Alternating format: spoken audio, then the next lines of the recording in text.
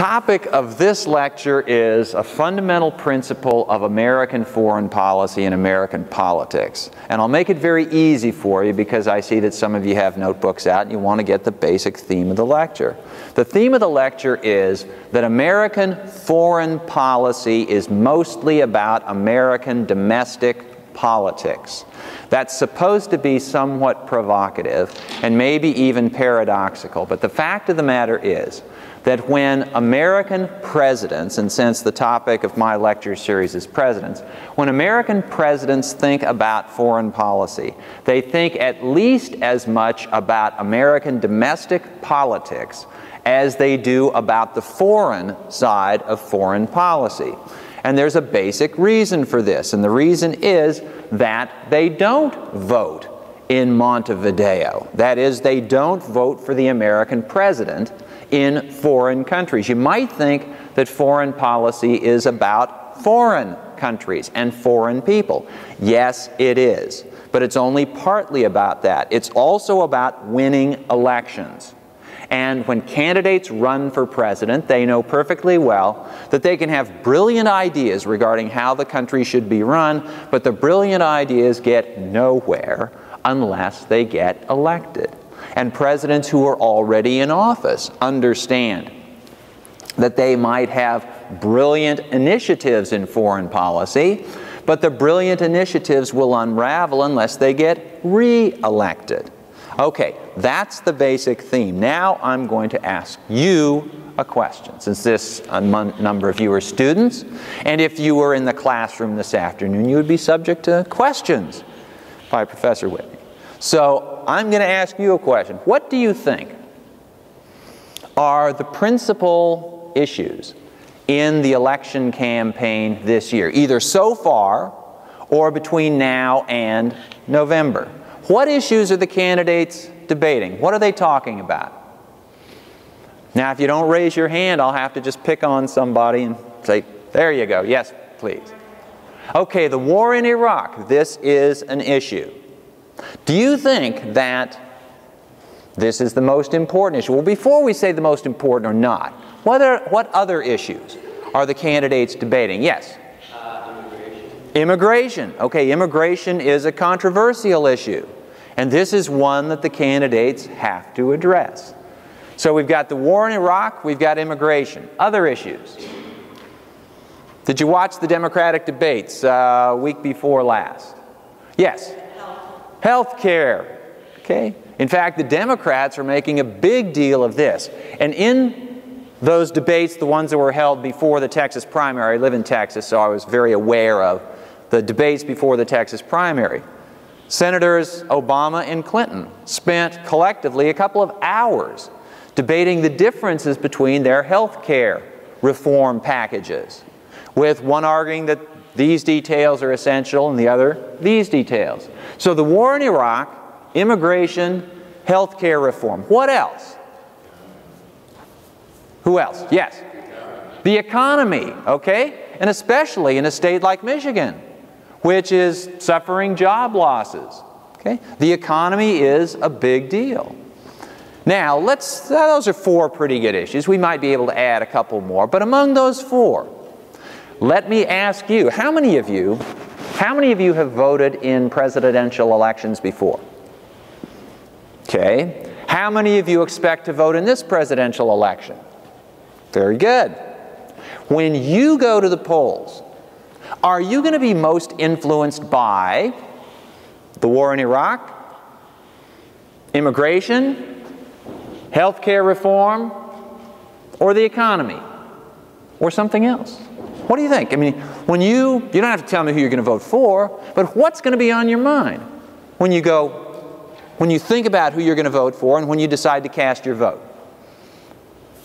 Who wants to volunteer? Okay. I'm just going to have to pick on somebody since you already spoke. You. What are you going to think? Yes? I'll think about healthcare. Okay. There you go. Healthcare is important to everybody, but if you're going into that field, it's particularly important for you. Who else?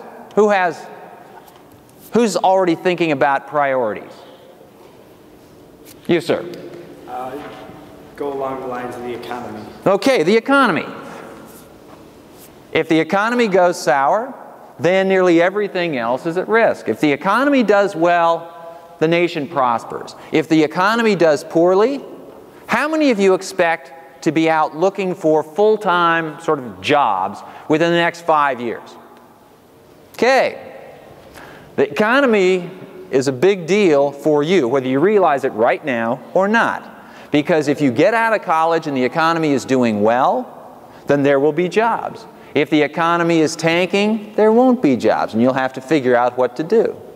And it makes all the difference in the world as to what the state of the economy is. My father, who is now almost 93 years old, graduated from college in the middle of the Great Depression. And it took him years to figure out what he could do for a job, what kind of work he could have. And you might think that that's ancient history, and it's no particular history to you, but it's history to me, because if the economy had been doing well, when my father graduated from college, I would be in comfortable retirement now. You might wonder, how does that happen? Well, because my father couldn't find a job when he got out of college, he didn't get married, especially in more traditional times in those days. You didn't get married and start a family until you had prospects. And when he eventually went to my grandfather, who would be his father-in-law, and asked permission to marry his daughter, my grandfather, my mother's father, inquired very closely, so what are your economic prospects? How are you going to be able to take care of my daughter? And if he had asked in 1935, he wouldn't have been able to give a very convincing answer. So he put off getting married until 1941. And then do you know what happened in December 1941? Pearl Harbor. The United States entered World War II. So my father didn't get married. He went off to war. He joined the Army and went off to war. He didn't get married until 1948, which is why I was born in 1953 rather than in 1943, which is why I got another 10 years before I get to retire. Anyway, this all does have consequences. Healthcare reform, the economy. Anybody else want to volunteer what you're going to be thinking about?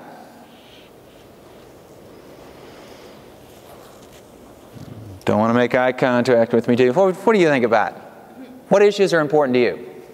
Probably the economy too. Okay, the economy. All right, now I will ask, you don't have to say anything, I'll ask you to raise your hands. How many of you would list the economy as the most important issue facing the voters and the candidates in the election this year? Okay, how many of you would say immigration? How many of you would say healthcare reform? How many of you would say the war in Iraq? Okay, that's probably a fair representation, I'm going to guess, of the nation as a whole. It's interesting that the war in Iraq is probably considered to be less important now than it was when this election cycle began about a year ago. At that time, the war in Iraq seemed to be the most important issue, and the economy was doing better than it is now, and so the economy wasn't such a big deal. But if the economy, in fact, does play the principal role in the election of 2008, that will be in line with historical precedent. In fact, I will tell you right now that presidential elections almost never turn on foreign affairs. It is the exceedingly rare presidential campaign in which voters, when they go into that booth, say, all right, I'm voting for this person because of his position on some foreign policy event or circumstance. No. In fact, much more commonly, they choose, just as you did, the economy. The economy is much more important than foreign policy. And in fact, you could, if I wanted to, I could count probably on this hand and maybe a couple more fingers, presidential candidates who were experienced and educated in foreign affairs before they became president. Overwhelmingly, presidents have been trained in domestic affairs.